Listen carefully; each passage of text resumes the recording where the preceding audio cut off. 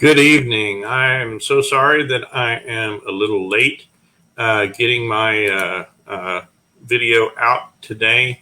Being Friday, I just came home and discovered that my refrigerator water line had decided to leak water all over the floor. So I'm running a little bit behind, but I want to talk to you a little bit today about what is so good about Good Friday. But we have to begin with remembering that yesterday, on Thursday, Jesus had celebrated the Passover. That is the time that the Jews celebrated before they left Egypt, when God had administered his wrath, or his death angel passed over the Jews, rather, those who had put the blood around their door frame. They celebrated that because God had decided on that day to give them a way to escape the death that was coming as a result of his at his hand. And so, again, this is the celebration that Jesus went to. And in a lot of ways, we remember this day with in the same way, because this is exactly what Jesus did for us as well. He was our Passover lamb. He is the one who was sacrificed on our behalf so that we will escape death. So yesterday, as Jesus left and prayed and taught his disciples, shortly afterwards, he and his disciples went out to the garden and prayed that there would be another way, or Jesus rather prayed that there might be another way for this salvation to be brought. But it was not to be. And before the third hour, that is before 9 a.m. on Friday morning, Jesus had been arrested, tried, and convicted.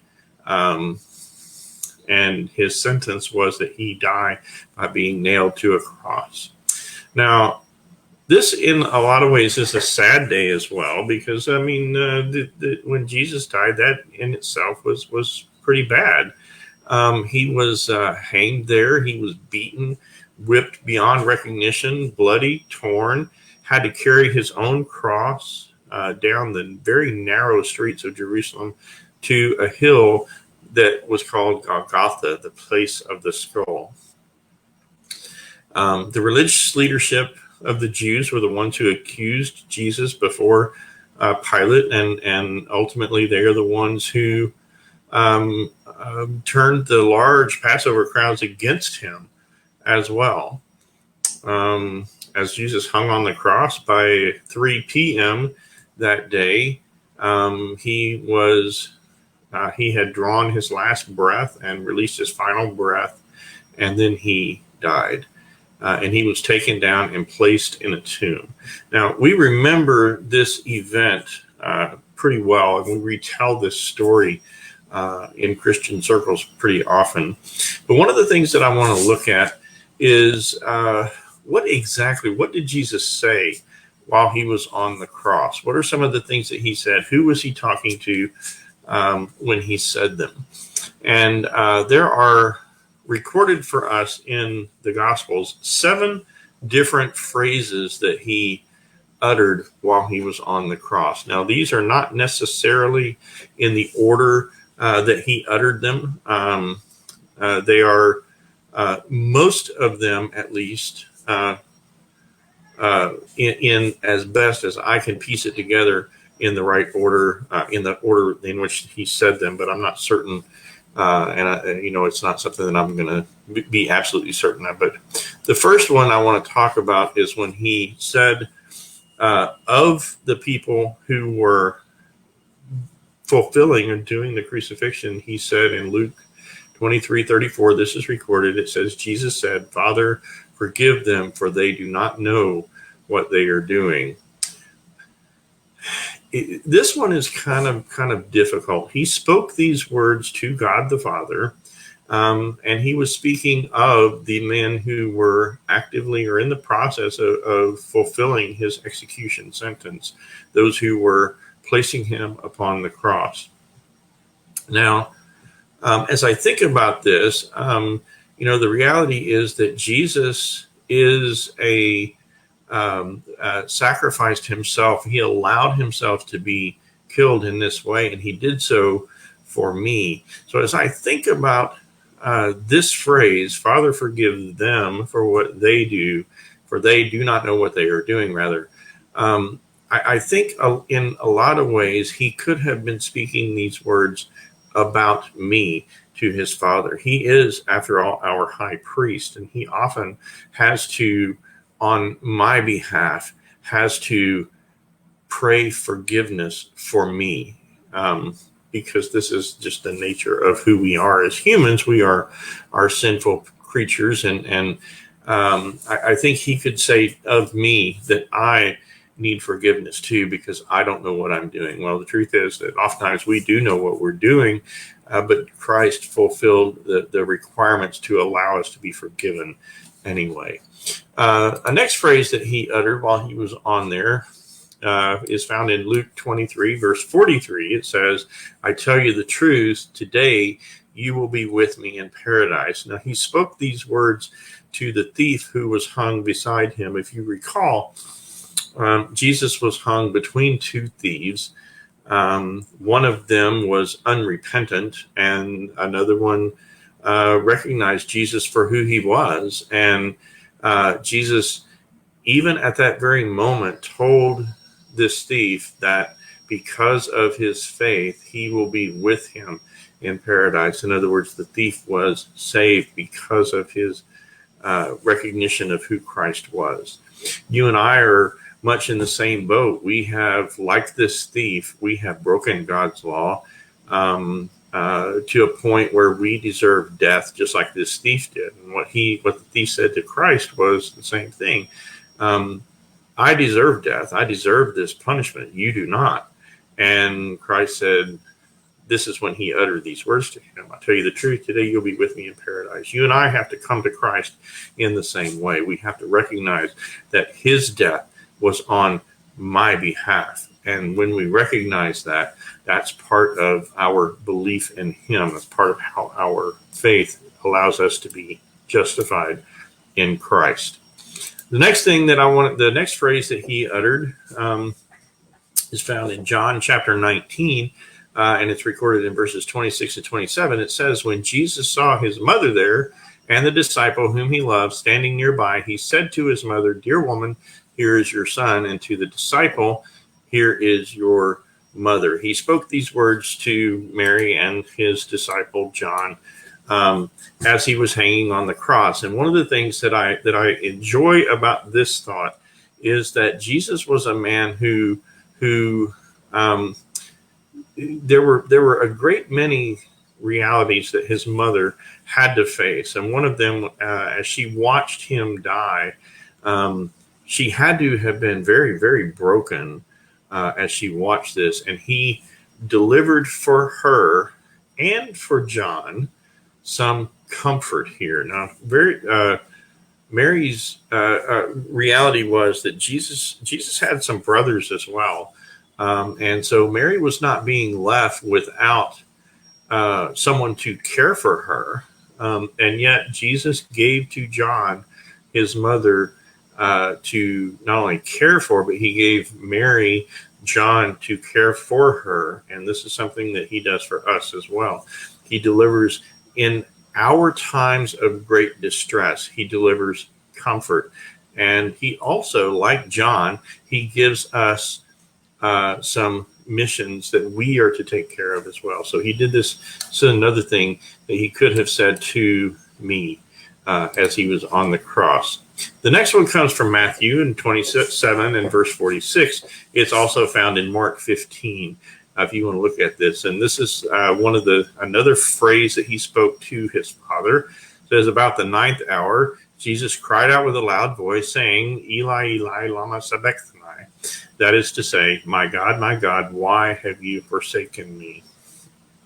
These words were spoken to God the Father. And there is some teaching in Romans and among some other places where we are taught that one of the things that Christ did as he died, as he was on the cross, one of the things that he did was to take on my sin directly. In other words, my sin was placed upon his shoulders. He took that. And the reason that he uttered these words is because at this very moment, I believe Christ felt what probably was his greatest pain that he had felt for an eternity past, whenever his relationship, a perfect relationship with God the Father, was ripped apart for me.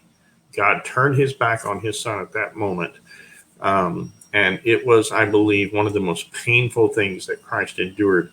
The beatings and all of the other things that he had to endure were bad enough. But whenever he felt this severing, this ripping apart on my behalf because my sin was placed on his shoulders, I believe this is when and why he shouted as he did. Now, another phrase that Jesus uttered, this is the fifth one that we'll talk about. Jesus had reached a point where he knew that everything was finished, it says, and to fulfill the scriptures, he said, I am thirsty. Now, this is a kind of an interesting phrase. He spoke these words to the guards who were at the cross. And I think this is a little less, not so much about him desiring necessarily to fulfill his own physical desires, but I think one of the things that it reminds me of is that Jesus was God. He was going through everything that he went through on my behalf, but he also endured some physical realities, some physical difficulties. He was God, but he was also human. And what this reminds me of is that reality that he, as a human, had some needs that he uttered. And this is one of the phrases that he uttered that makes me believe that, or kind of reminds me of the physical pain and physical struggle that he endured while on the cross. Then finally, John 19, verse 30, this is the sixth phrase. He said, it is finished. This is John 19 and 30.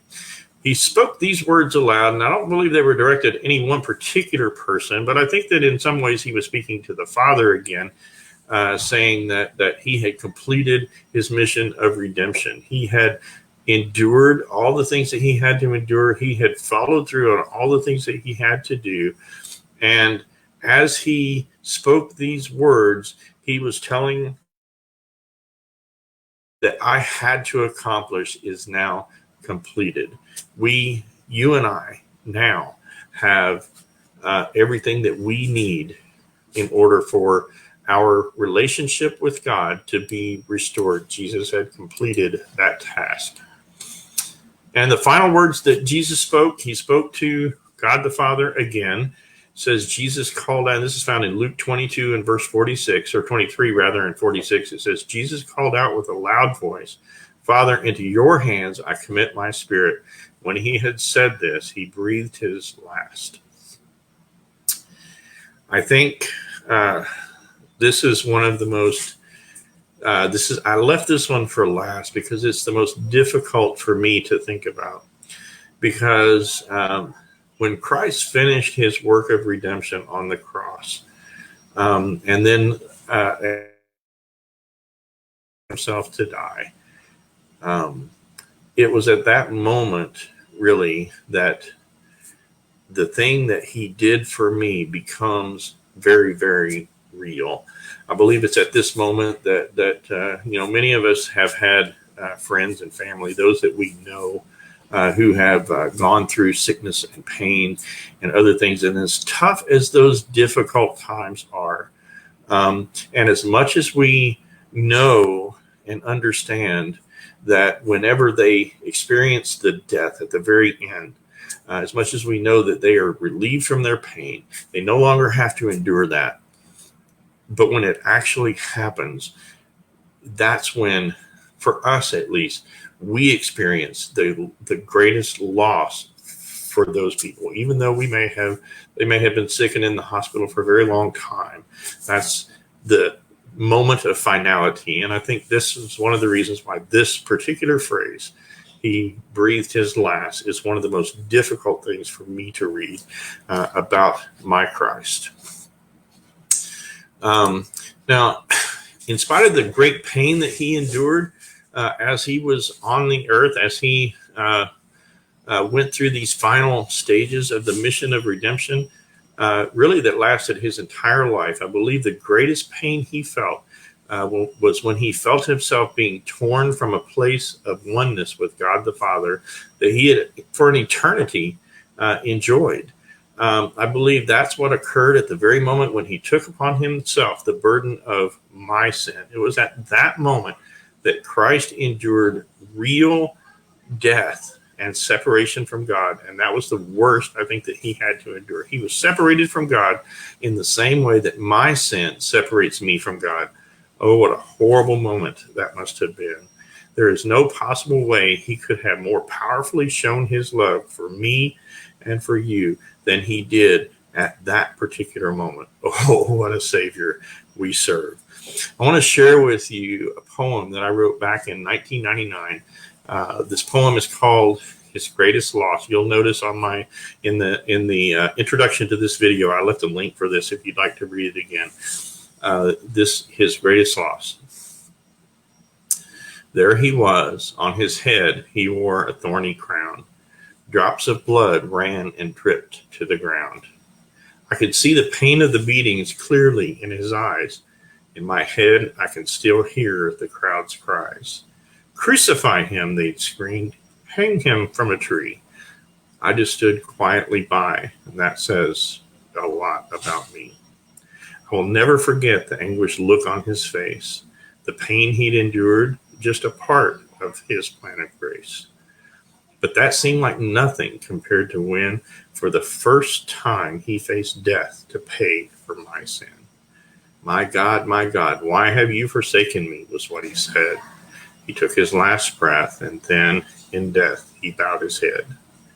I didn't understand then just what he had lost, as God turned his back to this man on the cross. You see, he was a man, but also God's son. It had been foretold he was the promised one. He'd been one with God for an eternity past. Even as a man, that oneness held fast. 3 days later, a miracle took place. Jesus rose again to complete God's plan of grace. His death paid for my sin and allowed God to forgive. His life provided a more abundant life for me to live. He's in heaven again with the Father above. He's completed his mission of love. He'd suffered the greatest of losses on Calvary's tree. He endured separation from God just for me. That is why I say all praise to his name, for his greatest loss was my greatest gain. Thank you so much for listening. Friends, Jesus died on Good Friday, but Friday's not the end. Wait for tomorrow. We'll talk a little bit about his Saturday, and then Easter Sunday is coming. Have a great weekend. I'll see you again tomorrow.